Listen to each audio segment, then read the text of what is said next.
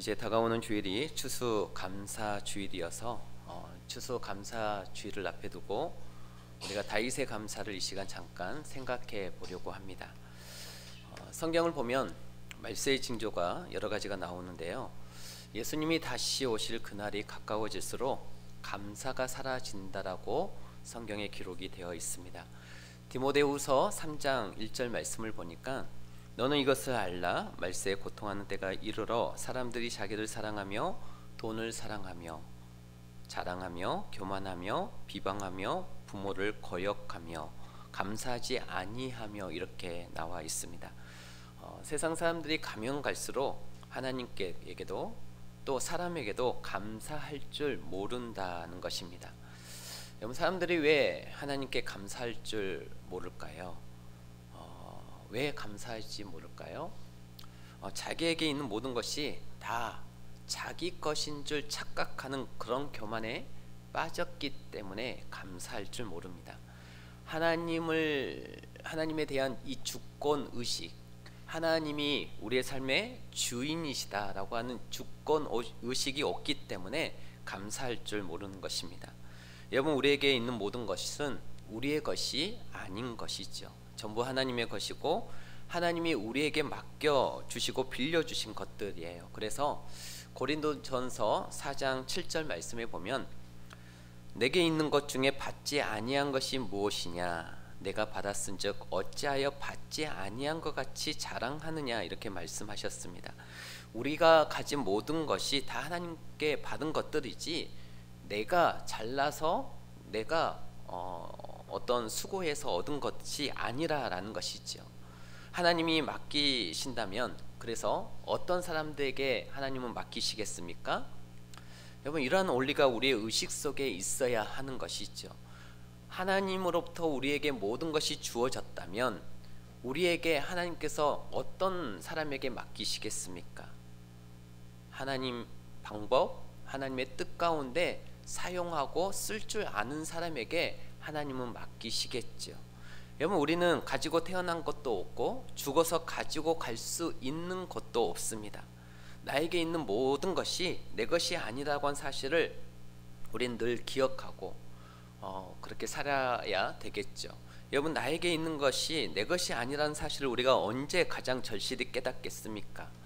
어찌 보면 인생이 내 마음대로 되지 않을 때입니다. 건강이 내 마음대로 되지 않아서 건강을 잃어버릴 때 우리는 건강이 내 것이 아니었다라고 하는 것을 깨닫게 되어지죠.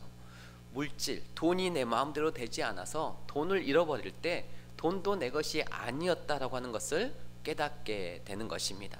내 곁에 있던 사람이 나를 떠날 때 그 사람도 내 것이 아니었다라고 하는 것을 깨닫게 되고요. 내 몸에서 난 내 자식이 내 마음대로 되지 않을 때 그 자녀도 내 것이 아니었다라고 하는 것을 깨닫게 되는 것입니다. 여러분, 가지고 있을 때는 모릅니다. 가지고 있을 때는 그냥 내 것인 것 같고 또 내가 많은 것을 소유하고 있는 것처럼 느껴질 것입니다. 그러나 잃어보고 빼앗겨 봐야 아는 것이죠. 그것이 하나님의 것이었고 하나님이 나에게 잠시 맡겨주신 것이었다라고 하는 것을 잃어버리고 빼앗겨 봐야 아는 것입니다. 여러분, 이 사실을 누구보다 잘 알고 있었던 사람이 바로 오늘 본문에 나오는 다윗이라고 하는 인물입니다. 성경을 보면 감사로 유명한 사람들이 많이 나오는데요, 그중 한 사람이 바로 다윗입니다. 오늘 본문에 그 유명한 이 다윗의 감사가 나오는데요, 그 내용을 우리가 살펴보도록 하겠습니다. 오늘 본 말씀을 보면 배경이 이렇습니다. 다윗이 이제 하나님의 성전 건축을 위해서 막대한 건축 재료를 준비해서 하나님께 드리는 장면이에요. 그러니까 오늘날로 말하자면 엄청난 건축 헌금을 하나님 앞에 드리면서 했던 고백이 오늘 본문 말씀이죠. 다윗이 엄청난 이 성전 건축 헌금을 바치면서 뭐라고 하나님 앞에 고백하는지 한번 살펴보도록 하겠습니다. 11절 말씀해 보시면 여호와여, 이대하심과 권능과 영광과 승리와 이엄이 다 주께 속하였사오니 천지에 있는 것이 다 주의 것이로소이다. 또 14절 말씀을 보시면 함께 읽겠습니다. 나와 내 백성이 무엇이게 이처럼 즐거운 마음으로 들을 힘이 있었나이까. 모든 것이 주께로 말미암았사오니 우리가 주의 손에서 받은 것으로 주께 드렸을 뿐이다. 아멘. 우리 16절 말씀을 한번 더 읽겠습니다.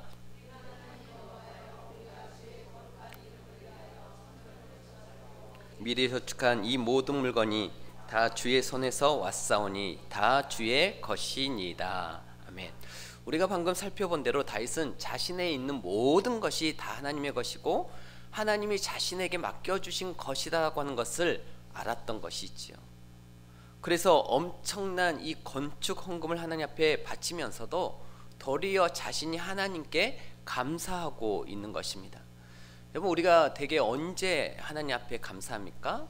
우리가 보통은 우리가 하나님께 뭔가를 받았을 때 감사하죠. 그런데 이 다윗은 지금 엄청난 건축 헌금을 드리면서 감사하는 것을 보게 되어집니다. 이유는 그것이 자기의 것이 아니라 하나님의 것임을 알았기 때문인 것이죠. 모든 것이 하나님의 것임을 아는 사람은 받을 때뿐만 아니라 드릴 때에도 감사하더라라는 것입니다.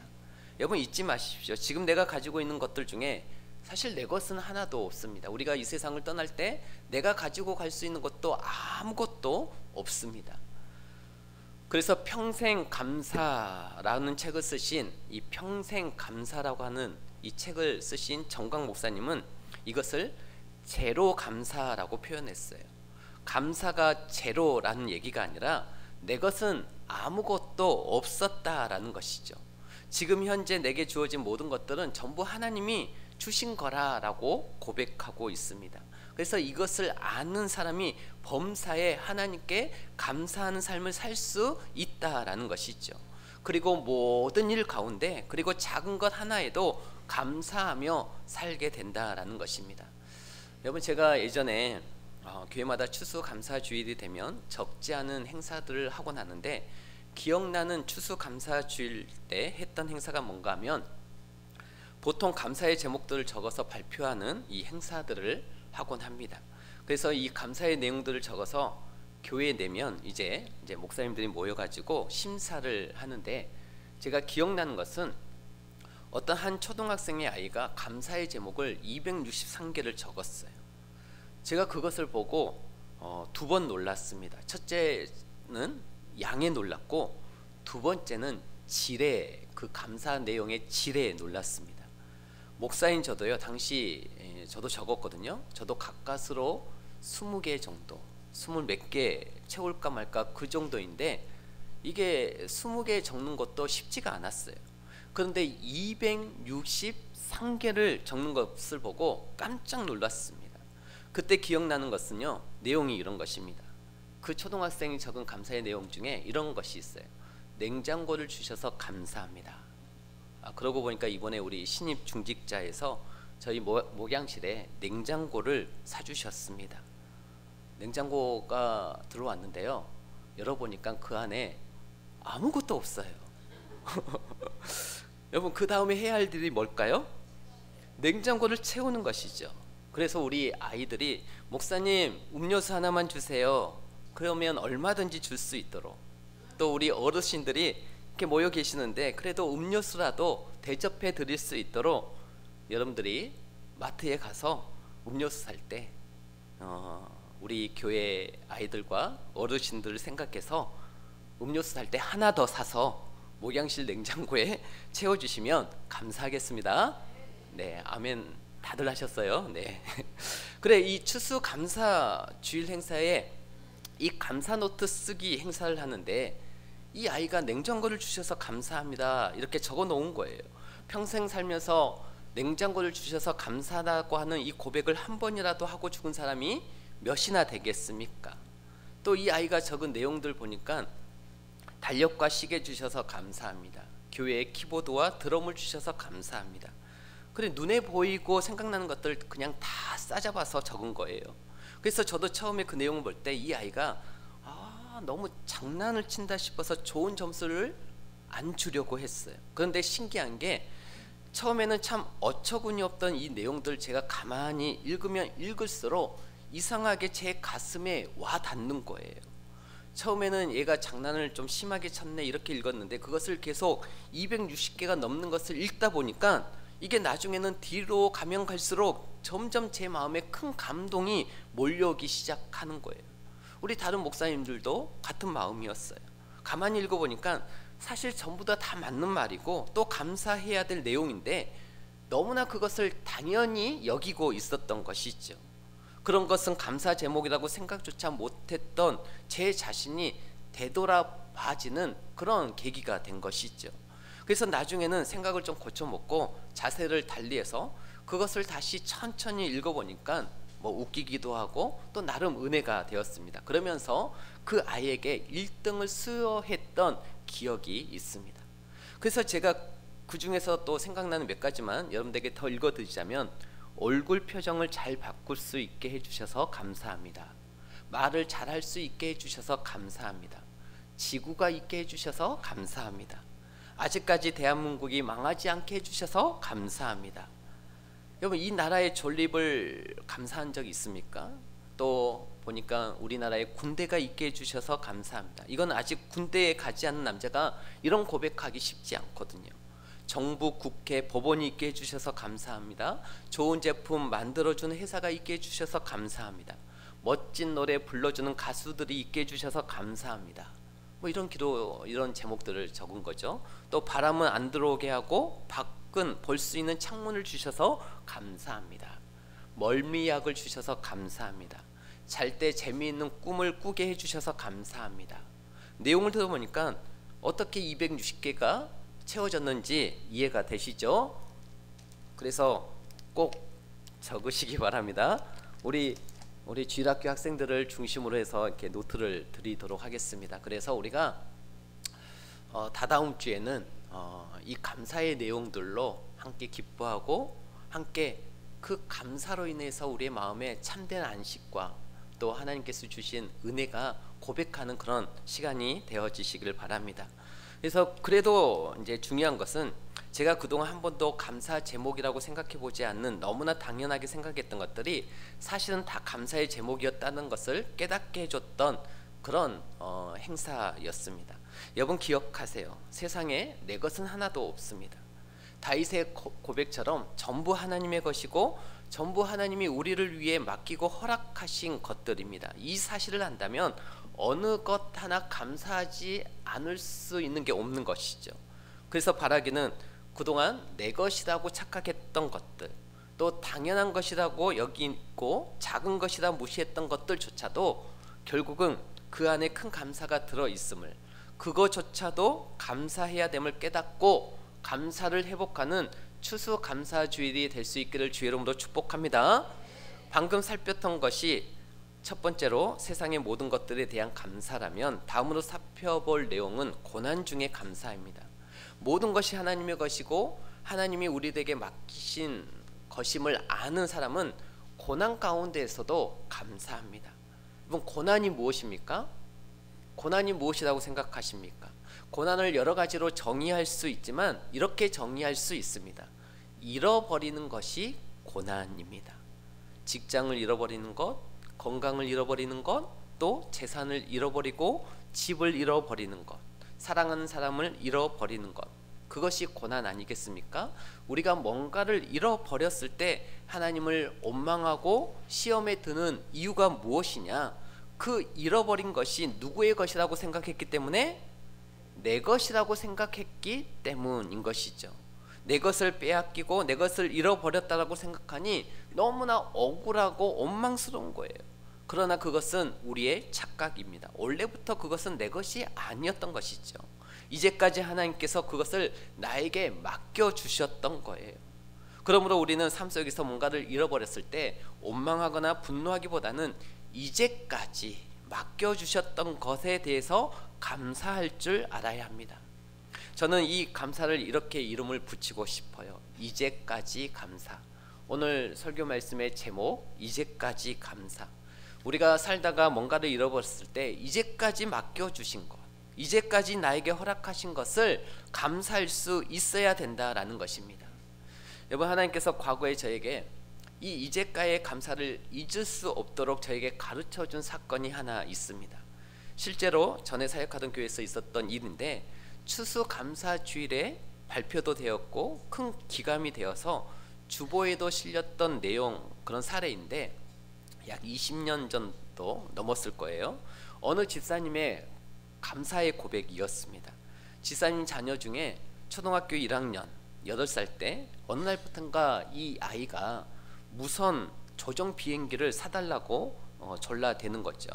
그래서 그것을 그냥 사줄 수는 없고, 그래서 스티커판을 하나 이렇게 만들어 줬대요. 착한 일을 할 때마다 엄마 아빠가 선행 스티커를 하나씩 거기에다가 붙여주고 그것을 다 채우면 이제 아빠가 너가 원하는 무선 조종 비행기를 사줄게. 그리고 그 스티커판을 냉장고에다가 붙여놓고 그때부터 스티커를 모으기 시작하는데요. 이 아이가 그걸 모으려고 3개월 동안 정말 열심히 노력했습니다. 엄마 아빠 앞에서 이쁜 짓을 하는 건 물론이고 심부름도 잘하고 착하게 굴었던 것이죠. 그리고 3개월 동안 그걸 열심히 모았습니다. 그래서 그때 당시 굉장히 한 10만 원 정도 하던 무선 조종 비행기를 이제 사줬다라고 해요. 이런 무선 조종 비행기를. 그 무선 조종 비행기를 받았자 이 아이가 어디로 갔을까요? 학교 운동장으로 간 거예요. 그 넓은 공간에서 날려버렸고 가지고 갔어요. 그런데 결론만 말씀드리면 5분도 못 날리고 그 비행기가 체육관 지붕 위로 올라가 버린 거예요. 3개월을 자기가 애를 써서 드디어 손에 얻게 된 그 무선 조종 비행기를 한번 시운전 해본다고 딱 날렸는데 하필 그때 바람이 오늘같이 센 바람이 운동장에 불어서 그 바람에 날려가지고 그 높은 체육관 지붕 위에 올라가 버린 것이죠. 뭐에 걸렸는지 꼼짝달짝 하지 않는 거예요. 그 체육관 지붕 위를 올라갈 길이 없어요. 꺼내올 길이 없는 거죠. 세상에 정말 꿈에도 그리던 것을 이제 손에 막 넣었는데 3분도 채 못 날리고 지붕 위로 올라가 버렸으니 이 애가 얼마나 마음 상해할까 생각하니까 그 이야기를 듣는 모든 사람들이 막 속상해하는 거예요. 어쩌면 좋아, 어쩌면 좋아. 이제 어쩔 수 없이 단념하고 집에 돌아왔는데 이 아이가 예상보다는 얼굴 표정이 괜찮았다라는 거예요. 그리고 그날 그 아이가 쓴 일기장을 펴보았답니다.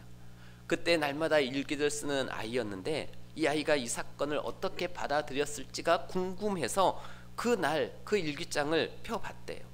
그런데 아니나 다를까 일기장에 그 사건을 적어놨더라는 겁니다. 그래서 엄마가 그 일기를 쭉 읽는데 그 일기의 마지막 문장이 그 집사님의 눈시울을 뜨겁게 만들어서 추수감사주의를 맞이해서 그 사건을 발표했던 것이죠. 그 일기의 마지막은 이 문장으로 끝났어요. 이 아이가 어떻게 썼냐면, 하나님, 무선 조종 비행기 잠깐이라도 가지고 놀 수 있게 해주셔서 감사합니다. 일기는 그렇게 끝났습니다.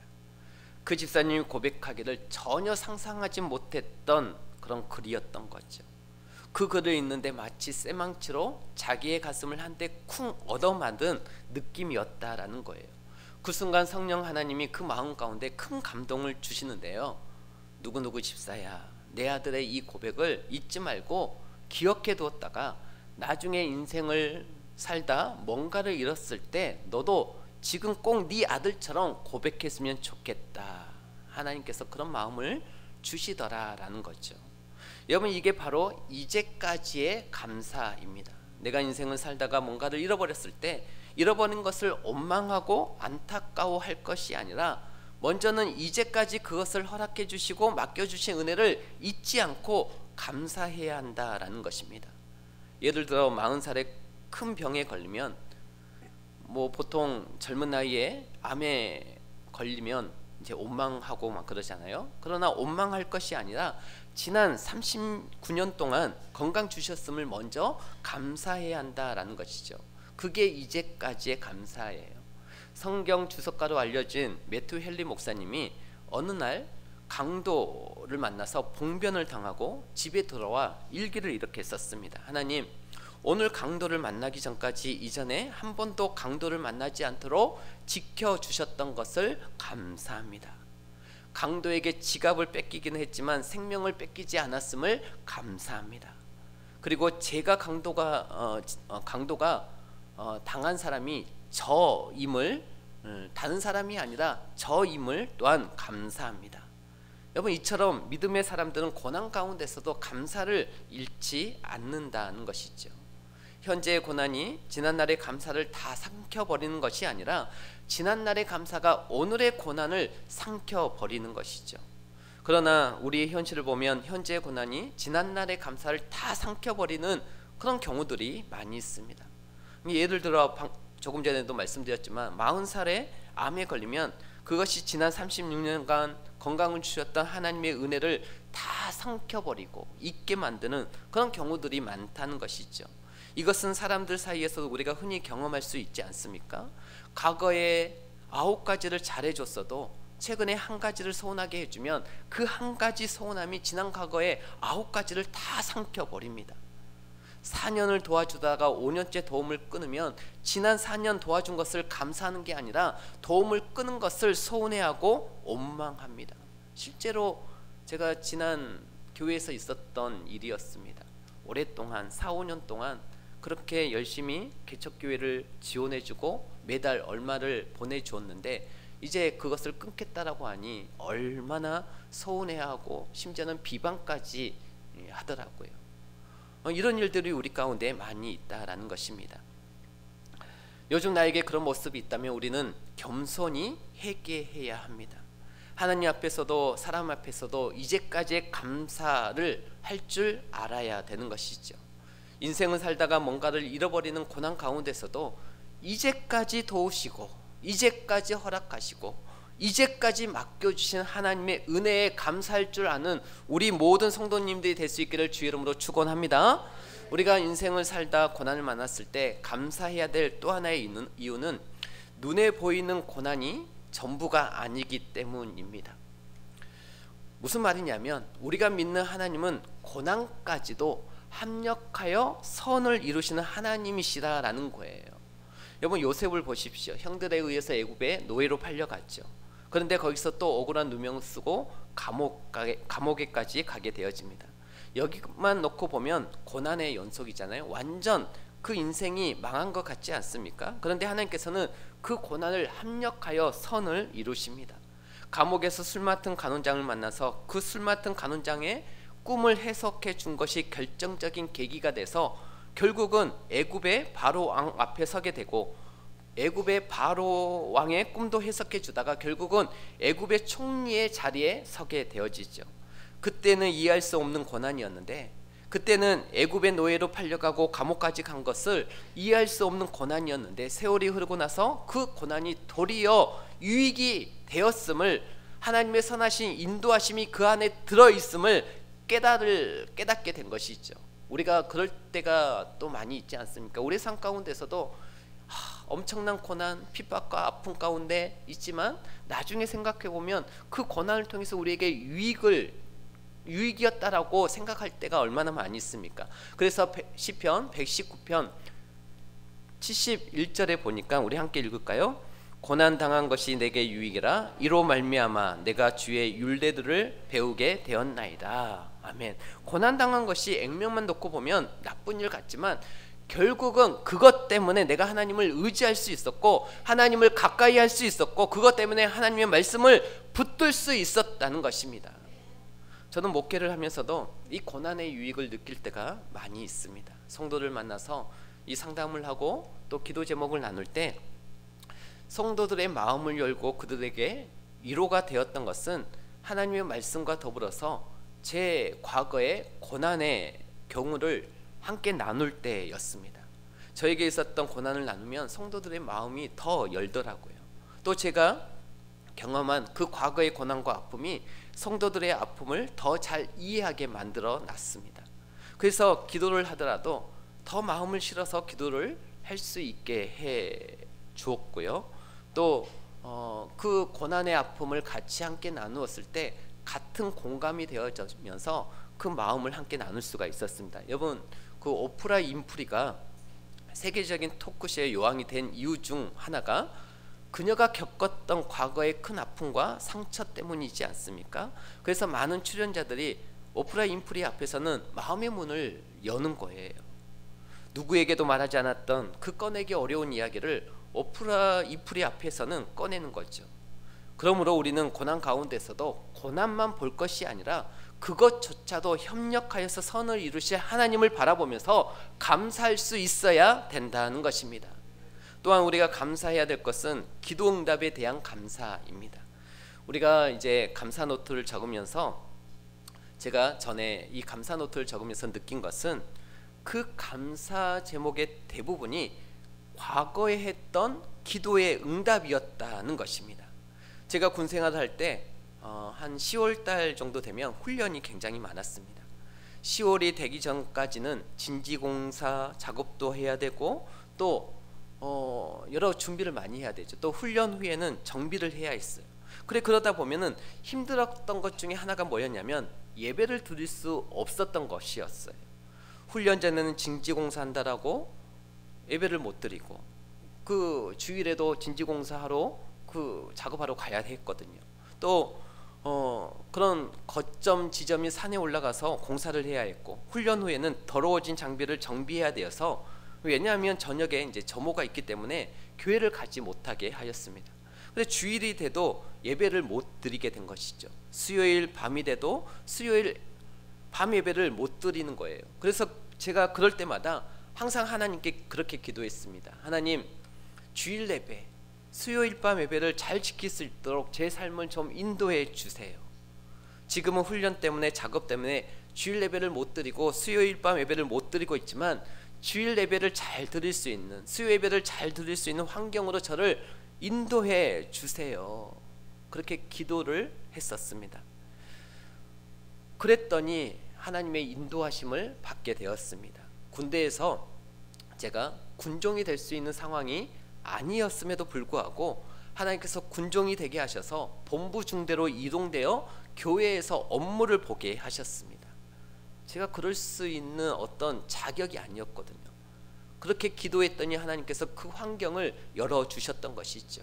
그리고 지금은 어떻습니까? 주일 예배, 교회에서 행해지는 모든 예배를 드릴 수 있는 빼먹을래야 빼먹을 수 없는 환경 가운데 저는 살고 있습니다.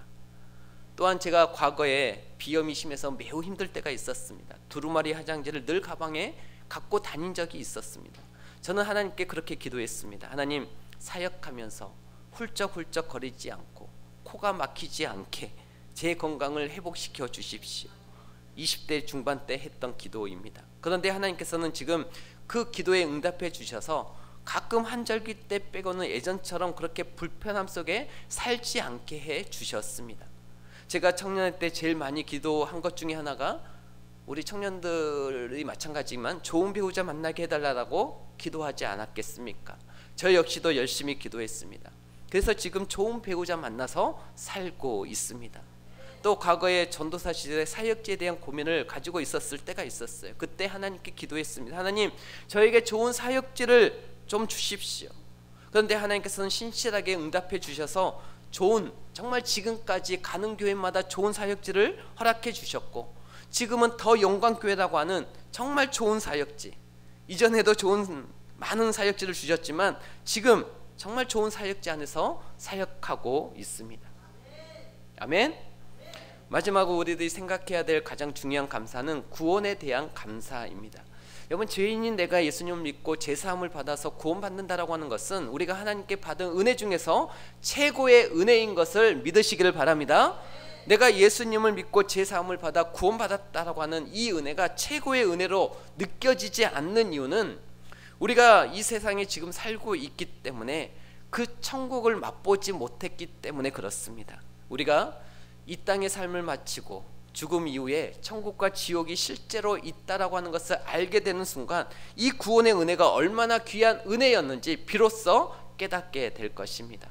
하나님이 나를 구원하시기 위해서 예수님을 이 땅에 보내시고 그 예수님을 우리들이 믿게 하시기 위해서 내 더러운 마음 가운데 성령 하나님을 또한 보내주셔서 내 마음을 감동해 주시고 깨달음을 주셔서 이제는 내가 이 세상에 다른 헛된 신들이 아닌 참 구주가 되시는 예수님을 믿고 구원받았다고 하는 사실, 내가 지금 당장 죽어도 천국 갈 수 있다는 사실보다 더 큰 감사의 제목은 없는 것이지요.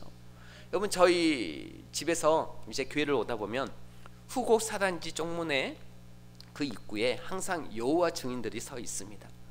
판매대 같은 책자들 놓고 또 요한 증인들이 항상 2명씩 서 있어요.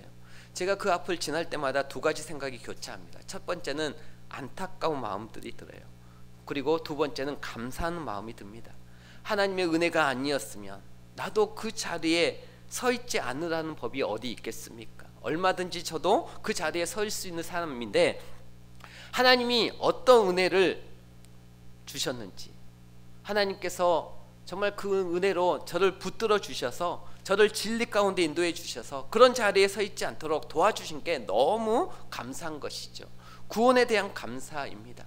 여러분, 우리가 받은 이 구원의 은혜를 아무나 받을 수 없는 은혜라고 하는 것을 여러분들이 정말로 안다면, 우리는 이 구원의 은혜 하나만으로도 범사에 감사하는 삶을 살 수 있을 것입니다. 말씀을 정리하겠습니다. 오늘 본문에 나온 이 다윗처럼 세상의 모든 것이 다 하나님의 것이고 우리의 것은 사실 하나도 없다라고 하는 것을 안다면, 우리는 모든 것에 대해서 하나님께 감사할 수밖에 없습니다. 뭔가를 잃어버린 고난 가운데서도 이제까지 그것을 허락하셨던 하나님의 은혜를 안다면, 또 그 고난까지도 협력해서 선을 이루실 하나님을 우리들이 안다면, 우리는 고난 중에서도 감사할 수 있는 것입니다. 지금 내가 당연하게 누리고 있는 이 많은 것들이 과거에 했던 기도 응답이라고 하는 것을 안다면, 우리는 더욱더 감사가 넘치겠죠. 그리고 더욱더 기도하겠죠. 그리고 무엇보다도 하나님이 주신 최고의 은혜인 이 구원의 은혜를 우리들이 성령 안에서 깨닫고 느낀다면, 우리는 범사에 감사할 수 있을 것입니다. 여러분, 잊지 마십시오. 우리의 인생을 가만히 되돌아보면 정말 은혜 아닌 것이 하나도 없습니다. 그런데 우리는 그 수많은 은혜를 두고도 하나님께 별로 감사하지 않고 살아갈 때가 많습니다. 우리 이제 다음 주가 추수감사주일입니다. 추수감사주일을 앞두고 여러분들이 그 감사, 오늘 들은 말씀, 이 감사를 회복했으면 좋겠어요. 그리고 반드시 은혜를 받았으면 감사를 표할 줄 알고 어떤 모양으로든 그 은혜를 보답할 줄 아는 인생이 될 수 있기를 바랍니다. 여러분, 다윗이 그런 인생이었어요. 하나님의 은혜를 은혜로 알고 보답할 줄 아는 인생, 어떤 모양이라도 보답하고 그 은혜에 대한 감사를 표현하려고 했던 그런 인생이 다윗이었습니다. 그래서 하나님은 그 감사를 잊지 않는 다윗에게 더 복을 주시고 더 높여 주셨던 것이죠. 역대상 29장 28절을 보시면 다윗이 하나님께 감사를 잊지 않았을 때, 감사로 영광 돌려드렸을 때 하나님이 어떤 복을 주셨는지 다윗의 말년의 이야기가 담겨 있습니다. 우리 28절의 말씀을 우리 성경을 찾아서 한번 보시면, 그가 나이 많아 늙도록 부하고 종기를 누리다가 죽음에 그의 아들 솔로몬이 대신하여 왕이 되니라. 아멘. 하나님께 받은 은혜를 은혜라 여기고 그것에 대한 감사를 잊지 않았던 다윗에게 하나님께서는 죽을 때까지 그가 종기를 누리다가 하나님의 품 안에 안길 수 있도록 은혜를 베풀어 주셨던 것을 우리들이 말씀을 통해서 확인하였습니다. 바라기는 여러분이 꼭 다윗처럼 하나님이 주신 은혜에 대해서는 반드시 감사할 줄 알고 어떤 모양으로라도 그 은혜를 갚을 줄 아는 인생 되심으로 말미암아 우리가 이 땅에 사는 날 동안 영원히 하나님의 더 큰 복을 받아 누릴 수 있기를 주의 이름으로 축복합니다.